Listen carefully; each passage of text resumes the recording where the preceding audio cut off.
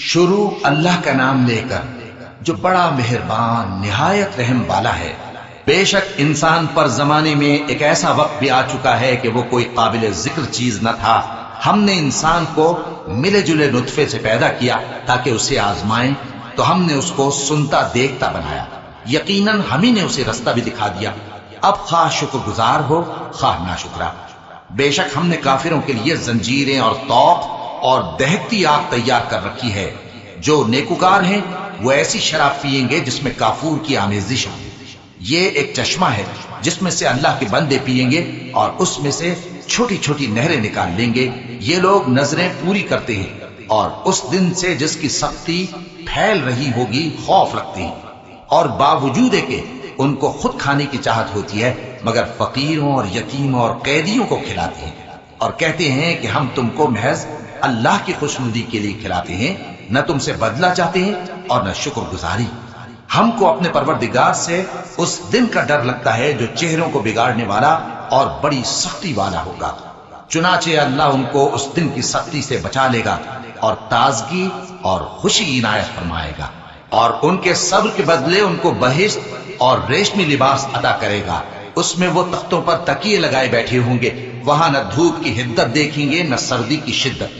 ان پر درختوں کے سائے قریب ہوں گے اور میووں کے گچھے جھکے ہوئے لٹک رہے ہوں گے، اور خدام چاندی کے برتن لیے ہوئے ان کے ارد گرد پھریں گے، اور شیشے کے نہایت شفاف پیالے اور شیشے بھی چاندی کے جو ٹھیک اندازے کے مطابق بنائے گئے ہیں۔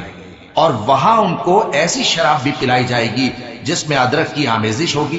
یہ بہشت میں ایک چشمہ ہے جس کا نام سلسبیل ہے، اور ان کے پاس لڑکے آتے جاتے ہوں گے جو ہمیشہ ایک ہی حالت پر رہیں گے۔ جب تم ان پر نگاہ ڈالو تو خیال کرو کہ بکھرے ہوئے موتی ہیں۔ اور بہشت میں جہاں آنکھ اٹھاؤ گے کثرت سے نعمت اور عظیم الشان سلطنت دیکھو گے۔ ان کے جسموں پر دیبا اور اطلس کے سبز کپڑے ہوں گے، اور انہیں چاندی کے کنگن پہنائے جائیں گے، اور ان کا پروردگار ان کو نہایت پاکیزہ مشروب پلائے گا، فرمائے گا یہ تمہارا صلہ ہے اور تمہاری محنت ہمارے ہاں مقبول ہوئی۔ اے نبی صلی اللہ علیہ وآلہ وسلم، ہم نے تم پر قرآن بتدریج نازل کیا ہے، تو اپنے پروردگار کے فیصلے کے لیے انتظار کیے رہو، اور ان لوگوں میں سے کسی بدعمل اور ناشکرے کا کہا نہ ماننا، اور صبح و شام اپنے پروردگار کا نام لیتے رہو، اور رات کو بڑی دیر تک اس کے آگے سجدے کرو اور اس کی پاکی بیان کرتے رہو۔ یہ لوگ دنیا کو دوست رکھتے ہیں اور قیامت کے بھاری دن کو پس پشت چھوڑے دیتے ہیں۔ ہم نے ان کو پیدا کیا اور ان کے جوڑ جوڑ کو مضبوط بنایا، اور اگر ہم چاہیں تو ان کے بدلے انہی کی طرح اور لوگ لے آئیں۔